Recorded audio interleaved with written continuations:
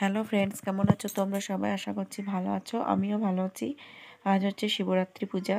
আর আমার বাবার বাড়িতে যেহেতু এই পুজোতে প্রচণ্ড ধূপ হয়, তাই চলেও এসেছি। আর এই দেখো আমাদের মন্দিরের চূড়া। তো আমরা সন্ধ্যেবেলায় ঘুরতে এসেছি মন্দিরে। তো আমি যেহেতু এবছর উপোস করিনি, তাই দিনের বেলাতেই পুজো দিয়ে চলে গেছি। দিদিরা যেহেতু মানে আসেনি সকালের দিকে, তার জন্য সন্ধ্যাবেলায় প্রণাম করতে এলো। আর সবাই দেখো মোমবাতি ধরিয়ে দিচ্ছে। আর এখানে বাঁকে করে জল এনেছে, বাঁকগুলো কত সুন্দর সাজিয়েছে দেখো। আর এত ভিড় এখন, মানে ঠাকুর দেখা যাচ্ছে না, লোক দেখা যাচ্ছে ঘরের ভিতরে শুধু। তার জন্য ঠাকুর তোমাদের আর দেখাতেই পারলাম না। আর এটা দেখো আমার একটা বোন হয়, দিদিকে জিজ্ঞাসা করছে কেমন আছো, আমাকেও জিজ্ঞাসা ছেলে মেয়ে প্রচুর মানুষজন জল ঢালছে। আর ঘরের ভিতরেও মানে আর কি প্রচুর লাইন, মানে ঘরের বেরিয়ে এসো। আর এটা হচ্ছে আমাদের রাস্তার দিয়েও লাইন পড়ে গেছে। এখন ঘড়িতে পাচ্ছি সন্ধ্যে 6টার মতো, তাও দেখো রাস্তা পেরিয়ে লাইন চলে গেছে। তো শিবরাত্রি তো 8টার সময় লাগবে। আর ওইদিকে দেখো মানে ফুচকা আইসক্রিমের স্টল বসেছে, ওইদিকে আমরা এখন যাবো না, পরে যাব।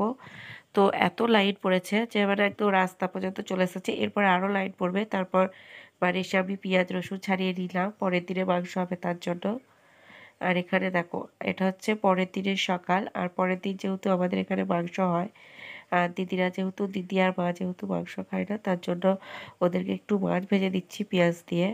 তো দিদিরা যেহেতু অল্প পেঁয়াজ খায়, তার জন্য অল্প একটু পেঁয়াজ দিয়ে মাছগুলোকে ভেজে দিলাম। আর তারপর আমি চলে এসেছি চিকেন রান্না করব, কারণ অর্ক চিকেন খাবে আর আমি চিকেন খাবো, আর কেউ চিকেন খাওয়ার নেই। তো মাংসটা যেহেতু অনেকটাই রয়েছে, তার জন্য খানিকটা কষে রেখে দেবো আর বাকিটা রান্না করব। আর বাড়িতে এবছর লোকজন তেমন কেউ আসেনি, শুধু এখন আসার মধ্যে দুটো জামাই আর দিদি আমি। আর কেউ নেই, পিসি আসবে একটু পরে আসবে, মানে বিকেলের দিকে আসবে। তার জন্য দিনের বেলাতে মাংসটা একটু কম রান্না করছি, রাত্রের দিকে আবার বেশি করে রান্না করব। আর অর্ক আইসক্রিম খাচ্ছে, তার জন্য আমি মুখ দিয়ে কেমন করছি দেখো। আর এখন বিকালবেলায় আমরা একটু বেরিয়েছি বাড়ির দরজার সামনে। আর লোক দেখো, মানে ছেলে মেয়ে লোকজন যাতায়াত করছে দেখো, রাস্তা একদম পুরো ভর্তি।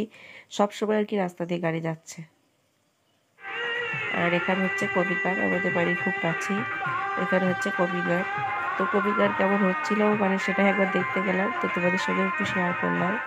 আর তারপর আমরা সন্ধ্যাবেলায় বাড়ি চলে এসেছিলাম গান শুনে। তারপর রাত্রে খাওয়া দাওয়া করে চলে এসেছি ছাদে।